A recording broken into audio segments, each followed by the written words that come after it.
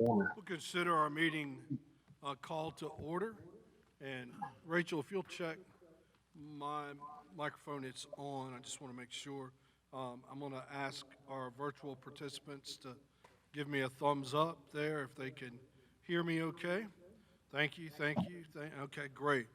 Just a little bit of an explanation for those of you joining us tonight, both in person and online.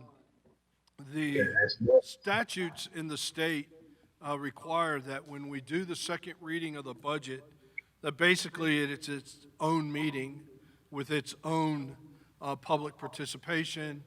So that's why the agenda looks a little different tonight.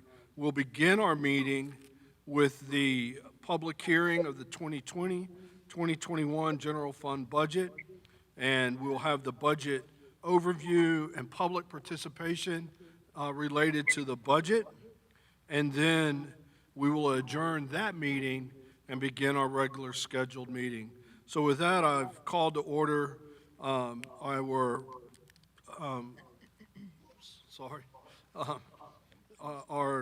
public hearing for the 2020-2021 general fund budget. Dr. Melton, is it Mr. Richardson that you'd like to recognize for that? Sir. Mr. Richardson, our Chief Financial Officer, will come and do the presentation for this evening. Mr. Richardson. Mr. Richardson, if you will hold 1 second while we get our displays. Now it just says no signal, or whoever's down there. Yeah. Again, I apologize, but we want to make sure. And board members, you can also see the presentation is projected up on the TVs, plus it was in your board packet.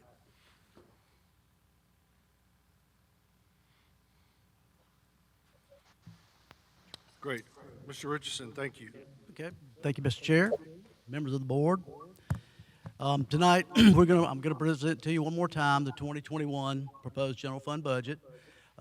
Since we've been discussing this, obviously, legislature has not been in session, so not a whole lot has changed since we first began talking this. So this is going to be a repeat for most of you. Do want to draw your attention that there is a booklet in your packets that contains all the detail of the information that I'm about to go through. Just want to draw your attention to a couple things in the booklet. We've mentioned this before, but in the booklet, in the section labeled fees, there is an additional 15 cents for student lunches to be charged next year, and additional 10 cents for student breakfast for next year. That's the first increase we've had in, I guess, the past. We haven't had an increase in over 3 years, so this will be the first increase we've had in 3 years. Now, everything I'm talking about with this coming up is obviously based upon some information that was provided to us prior to the COVID pandemic, so a lot of information's changed. This was just some information that was provided to us by the state at the time, giving us what they estimated our weighted pupils to be statewide, what we expected the base student cost to be funded at, and then actually we had gotten through the Ways and Means version of the Appropriations Act, and they had given us a $2,500 base student cost at that time. I will make note that if the base student costs were fully funded according to law, it would be at $3,164 for 2021. Prior to COVID, obviously, we were looking at 1% in our employer and contributions for retirement. Our health insurance premiums for the employer were expected to increase by 6.73%.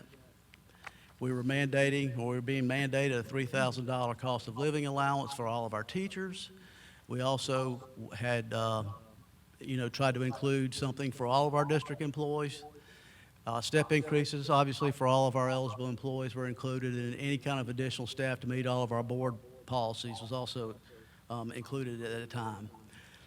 So we get to COVID, and basically everything shuts down. So here's where we are now. Obviously, we're starting the year without a state-approved Appropriations Act. I'll talk about when they're coming back a little bit later. So we're basing this budget on a few assumptions. Right now, we're basing it on We're not expecting any increase in state funding. Step increases, as of now, are not being applied to our employees, but we do expect that to be reinstated when the state budget passes, and we expect it to be retroactive back to the beginning of the year. And we do not expect at this time, and obviously this is all subject to change, but we do not expect any cost of living increases for our employees for next year. We did implement a spending freeze towards, well, I guess about last February, to try to carry forward as much as we could to help offset any type of reductions or budget cuts or anything like that that we were expecting. Hopefully we won't get, but right now all indications is that we will see our revenues decrease. And we also, while I'm talking about that, I will go ahead and mention, because I think it was asked last board meeting, that we used approximately $1.6 billion of our CARES Act funding to pay for, actually, one of the things you could do is maintain the operation of and continue to employ existing staff. And we use that on our bus drivers and our custodians to hopefully free up some of our funds, obviously to carry forward to help us this year with any deficits that we might experience, and not interrupt any activities that we had going on, such as mental health services, providing those meals that we were doing to students and those type of things. Also, the employer increase for retirement has been delayed for 1 year. We still expect the employer health insurance premium increases to happen, and that will be effective in January. We do expect all of our employees to get the step increases. We have added 2 additional administrative staff members in the district, and that's for elementary 13. And then if the need arises for any additional staff to help us be in compliance with our board policies, that's still there. This is just show you what the state had done. They passed a continuing resolution, and basically all it says is that we're operating on the current year based on last year's appropriations, which is exactly what we're doing. And then if you'll look at Part 2 there, it talks about the state minimum salary schedule, and it will remain in effect for the current year, and that all step increases are suspended until the Appropriation Act is passed, hopefully in September. Obviously, our budget goes along with our superintendent's priorities.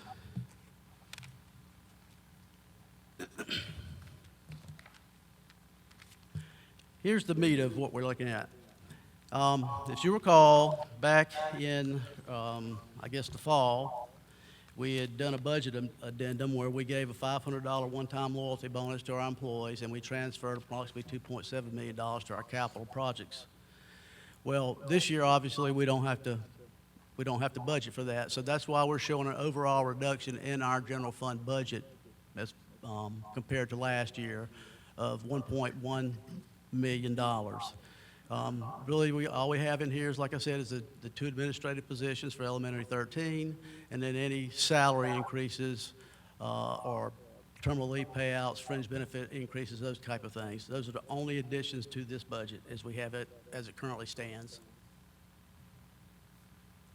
Here's our projected expenditures for next year based on what we know now.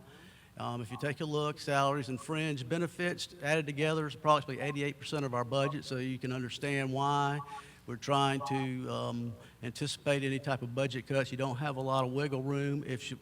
We should have some revenue reductions or budget cuts later on in the year. So, and obviously, if you get into too much, you're cutting salaries. So we're trying to avoid that at all costs. So we're looking for total expenditures next year of $198,883,473. This is just broken down graphically for you. Once again, I'll point out that salaries and fringe are 88% of our budget. Local revenue, this is still based on the current year as well. We're looking at total local revenue of $70,619,602. And that's at the current millage rate.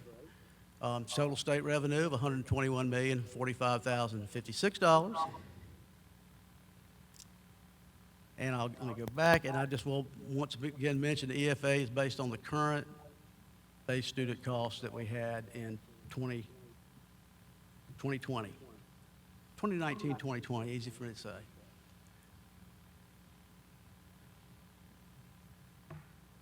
And of course, our total revenue, $197,861,748, which as you can see is $1,021,725 short of what we are anticipating our expenditures being. However, we do feel like that we'll be able to carry forward adequate funds to cover that, and this should not be an issue with our board policy on fund balance. And like I said, hopefully we'll make it through any hard times that we may encounter. This just breaks down our revenue. So you can see our local revenue is approximately 35% of our budget, whereas state is approximately 61%. Here's a recap. Projected revenue of $197,861,748. Projected expenditures, $198,883,473, and then a difference of $1,021,725. If the district were to look at a millage increase for next year, this would be our millage cap. However, I will tell you that we are still working on our reassessment in Lexington County. That millage rate would probably be lower once it's all said and done. So obviously our millage cap would be a little bit lower as well. As you can see, everything's happened so far with the state budget, other than the legislature coming back on September 15th to take up the budget again, and hopefully they will be done by the 24th, and we should have hopefully some good numbers. And obviously tonight, we're here for our second and hopefully final reading of our budget. Any changes that may come from the state, based on their Appropriations Act, obviously we'll come back to the board with updates and amendments to our budget if needed. We'll come back regardless, obviously, just to let you know where they are, but if there are any amendments needed, we'll take that up at that time. Mr. Chair, that concludes my presentation. Thank you. Are there questions from the board? Any questions? Mr. Lovelace?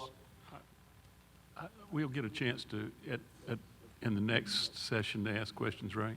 I'll entertain questions about his presentation now, and we will receive a motion to vote on the budget in the next Okay, so setting. So no these- questioning at that time? Certainly.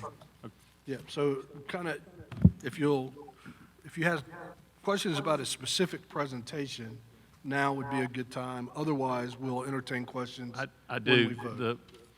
The $1.6 million in CARES funds, or I think it is, there's another term for it that escapes me. It's also called ESSER funds. Yeah, anyway.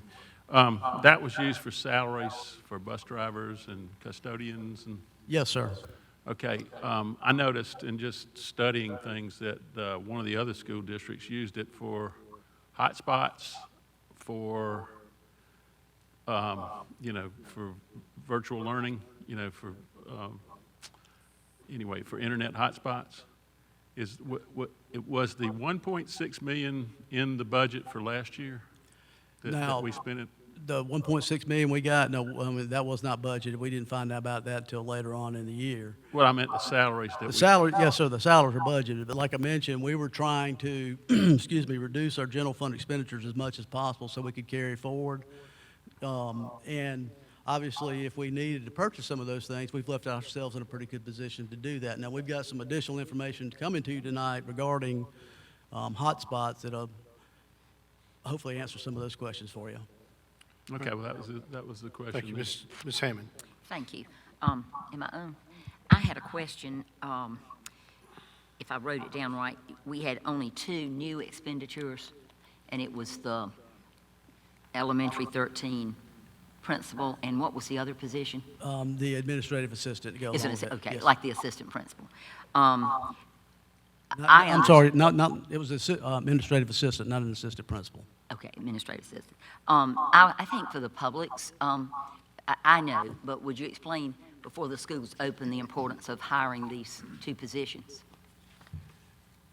Dr. Melton, you want to take that one? You want me to Yes, take sir, it? I will, thank you. So, Ms. Hammond, you're referring to the slide, and I'm trying to find it in the Yeah, I slideshow didn't- just for it to be pulled back up. But yes, ma'am, we have hired the principal and the administrative assistant for calibration of conversation is the position that is in direct support of Ms. Pascal, the principal. to be her secretary, do the bookkeeping, the purchasing, the things that we'll need to do, as well as supporting her secretarial work. So that's the purpose behind those two positions, so that we can be on track to open Elementary School 13 in the fall of 2021. Thank you, Dr. Melton, because I asked that, I know we've done that before, and I'm familiar with it, but I think some people wondered, until it's open, the importance of that. Yes, And ma'am. I had one more, if that's okay, Mr. Cates? Is that okay? Yes. Okay. The fund balance, I meant to write it down, and I don't know which slide it was on. I just wanted to write down what we have after, I know we did the one-time teacher bonus, and I wanted to see what our fund balance total is, and I did not write it down quickly enough, and then this changed. Well, I don't think I included the. You did not have the amount? I didn't have it in here, so you didn't miss anything. So I didn't miss it. Thank you. We can come back to that. Okay, okay, that was my question, because I see, the amount, we're in a shortfall, and I wanted to just have the number we have in the fund balance. But I can get that later. Okay, I'll be glad to give that to you, and I don't remember it off the top of my head. But you did reference, Mr. Richardson, being in compliance with board policy regarding fund balance, so if you would We just were. note that one more time for clarity, because that's just to Our, educate everyone. our board policy dictates that we keep 15 to 18% of our general fund budget in reserves. That helps us with our cash flow during the lean months of the year. Mr. Lovelace. You mentioned the fact that the state legislature has not acted on anything, and I think this won't come back until September. At that time, is there any reason why, just the timing of this, why we wouldn't discuss the budget after we got their, all their information and the information from Lexington County? We already have a continuing resolution, which means we can spend like we last year, but. Well, the thought was if we wait till the state's budget is done, and we're hoping it's done in September, that we, with our 3 readings, we're going to be into December before we get a budget approved. And if we're mandated to go back and offer raises or anything like that, that's just going to put it off that much longer. So we thought, we've got some pretty good assumptions here that we'd go forward with this, and then it would probably be easier for us to amend our budget if anything significant changes once we get something from the state. That was the thought behind going ahead with it. So it's just a matter that would put us later, and if we do get the step increases, we couldn't pay any of those until we gave a new budget. That's what you're saying? Yes, sir. Okay, I Yes, got sir. you, I understand. All right. And Mr. Gates, if I may add, should there be an amendment, Mr. Lovelace, if we were to find out there's a gap? Mr. Richardson, talk a little bit about the process of what we do to bring it back. And just as a reminder about the 10% that that we've sequestered, that we're Sure. holding back. And If thank you'll you for just mentioning that. Define that just a little bit for Well, everyone. well, first of all, with our supplies and materials across the district, we are sequestering 10% of it, just in the event that we, have some type of revenue reductions as the year goes along. And the schools are prepared for that, and hopefully, if things look like they're going to get better, then we'll release those funds to the schools, and then then hopefully they won't have to go without with anything. What was the other piece you asked me to talk about? I may need a rewind on that video. It was, if we do need to make an amendment, that once the state updates their budget, we bring it back, what you would do with the board to make sure that they had an opportunity to be involved with the process. Well, obviously, if anything changes with the state budget, hopefully it does. Hopefully what I'm telling you is worst-case scenario. I'm not convinced that it is, but hopefully it is. But anything changes, whether there are additional mandates for us to come back with additional raises or additional costs that we weren't budgeting here, we obviously would come back for approval. And of course, if they come back with additional state money, we should be able to come back and hopefully get it back in line by amending our budget to reflect that.